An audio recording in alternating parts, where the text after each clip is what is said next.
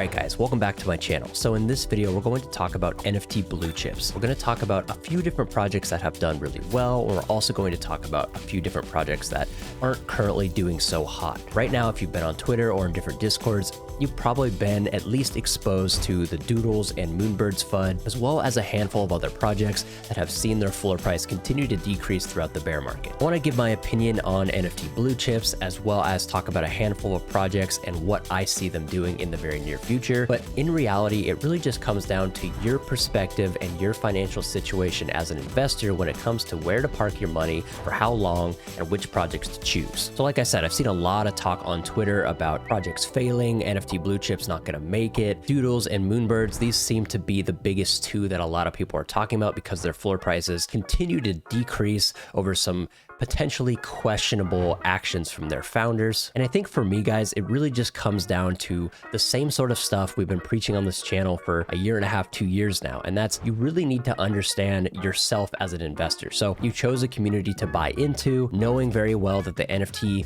community, the NFT ecosystem moves very quickly, and a lot of floor prices are propped up around speculation and hype and mystery. So in a bunch of different videos on this channel, I've talked about how founders need to be careful with giving entire roadmaps without redacted information in them. If you give your entire playbook away, there won't be anything there for people to speculate on. There won't be any mystery surrounding your roadmap, the ideas behind it, the partnerships you may have, any tokens you want to release, any Generation 2 collections you have, all of that stuff. If you give it too early, people are going to move on because they've probably seen it before. So obviously one element is making sure that there's mystery and speculation around your project at all times, just so you can retain some sort of hype, which absolutely does help your floor price. And I think this is where the Doodles and Moonboards communities are starting to get frustrated, is there's just a lack of updates and lack of cool things going on for holders. And this could be they're not active enough on Twitter or not active enough in the Discords, giving announcements, making sure the community's happy, getting feedback, implementing changes, etc., etc. And so we've seen a bunch of drama around the Doodles community and how the founder's reacting to certain things, and also around the Moonbirds community and how the founder is acting around certain things as well. So these are two collections that had extremely high floor prices and a ton of hype and speculation around them for a long time, and now we've seen them both basically sink into this like 3 to 4 ETH range when they had, you know, 10, 20, 30 ETH floors.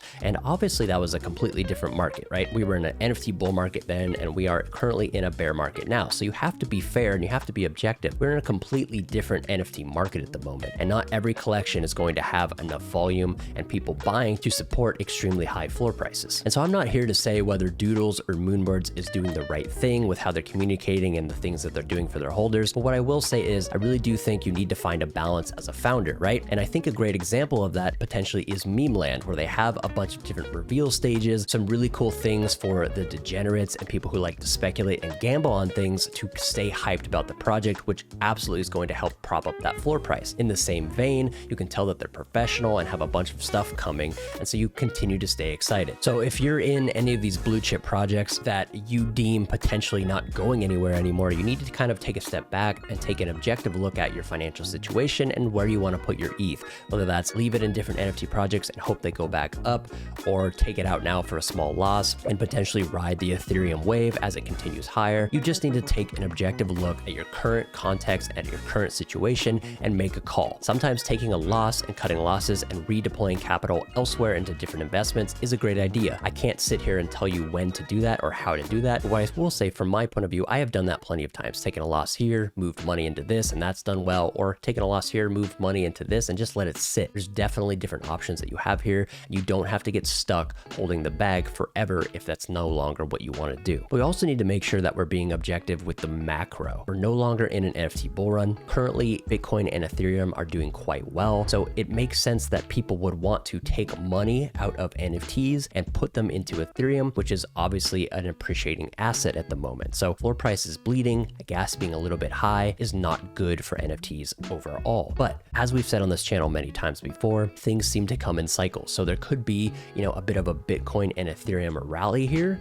and some of that money could bleed into altcoins, and maybe altcoins see a bit of a rally, and then some of that money bleeds into NFTs eventually later on because people are continuously looking to multiply their money. And so this is all predicated on recent price movements, and I definitely think the appreciation of Bitcoin and Ethereum and different FUD around different projects is absolutely affecting NFT floor prices right now. So you could very well just batten down the hatches and just chill out for a little while, and potentially we could return to some sort of normalcy and some sort of bullish wave if profits get taken and flow into the NFT ecosystem. But once again, this is all speculation and things could go the complete opposite direction, right? Bitcoin and ETH could absolutely retrace from these current local highs and we could see a longer bear market. And so that's just where diversifying your capital and making sure you have investments in a bunch of different areas comes into play. For me personally, I am moving my money around just to put it in projects I really believe in. That's the Yuga ecosystem with their ApeCoin and mutants, etc. I don't think Yuga is going anywhere. Obviously, they're very expensive, but you could get a little bit of exposure if you're just like trying to buy ApeCoin or something. So there is that option for you. For me, projects like memeland, I really like. I'm looking to put some more money into different gaming NFTs that I think have a great future, as well as gaming coins, which I think have potentially a great future. Although I'm not buying any altcoins right now, I hope to do so in the near future. I'm also moving my money around to potentially new projects that have some really exciting stuff come up. I'm currently holding 3 steady stack titans, and they have their generation 2 legends coming out soon. So that's something I'm excited for, and that's another project and ecosystem that I really think potentially has a great future ahead of them, just because of how much they have going on and how great they are at marketing. Once again, guys, people rebalance their portfolio at all times, and I think people really get emotionally attached